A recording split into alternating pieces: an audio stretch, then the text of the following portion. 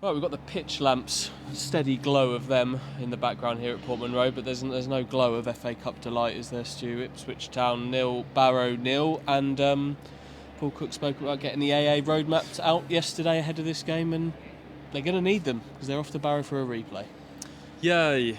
We're off to deepest Cumbria, and it is deepest Cumbria, a week on Tuesday. A lovely part of the world, but I had no desire to go there on what will surely be a cold midweek in December. Ipswich Town really could have done without going there as well, because that comes after the league game at Wigan and before the big pack-out Portman Road game against Sunderland here on the Saturday. We've been here before, Andy, too many times. Preston, Portsmouth, Lincoln, Oldham already this season. Ipswich get a home draw against lower league opposition in the FA Cup, and they managed to draw. Yeah, I was convinced they'd learn their lesson from the Oldham game. I've been saying it to you for weeks, haven't I? Don't worry about the Barrow game. They'll learn their lesson from Oldham, which was as flat could be. This felt flatter though for me. A strong team put out a few notable absences, with George Edmondson and Bersant Selina among them, not involved at all with slight knocks, it sounds like. But a strong side, a first team against a team that's on a really, really poor run in the bottom of League Two, and they've not found a way to score, and they had a couple of moments, but you never felt like they really were going to score. No. First half was awful. I thought it was devoid of energy. I thought it was devoid of ideas. I just didn't see where Ipswich were going to score a goal from.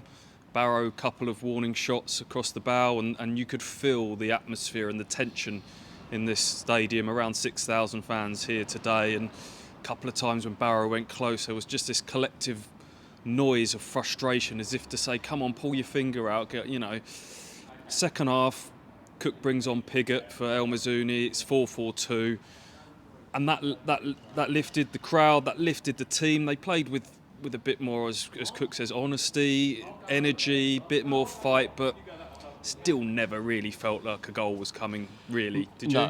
No, and I think those are the words to describe it. They were a bit more hurried, a bit more upbeat, a bit more energetic, but I don't think the quality was there even in a 4-4-2. Pigott hit the post within 3 minutes of coming on. Apparently there's talk that was saved, actually, which didn't necessarily see first time. Great save if it was. If that had gone in, things would have been very different, but it didn't, and it got to kind of 6 minutes of injury time before it really felt like they were turning any kind of screw. Cameron Humphreys, of all people, young central midfielder who was we saw him in pre-season. He came on the left side and looked really good in his 10 minutes.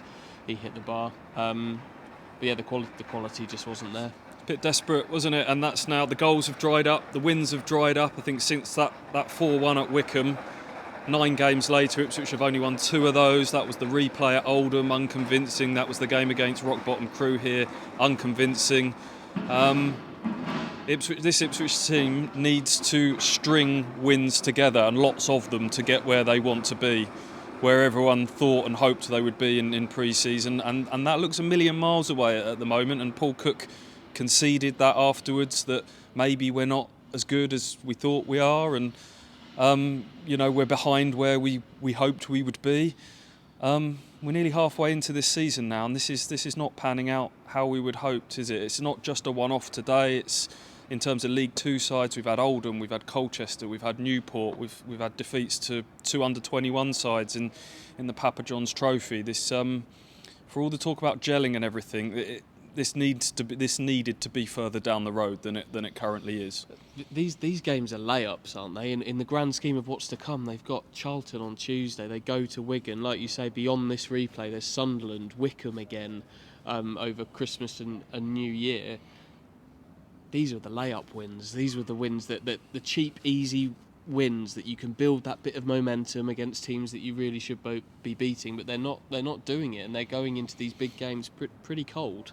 Yeah, and not knowing what the best team is still. I don't know what he'll do with the team now on Tuesday. He might start trying the two up front now. I mean, they both looked, Bon and Pigott looked like they had a bit of point to prove, bit of fire in the belly second half, so maybe he'll start having a look at that now. But no one really stood out on Wednesday night and changed most of the team tonight. And again, no one's really sort of grabbed the shirt today, have they? So As you mentioned there, Selena, unknown injury out today. George Edmondson, an Achilles problem, so I assume he won't be available for Tuesday, he's probably the most informed player that Ipswich have got, so that's a loss.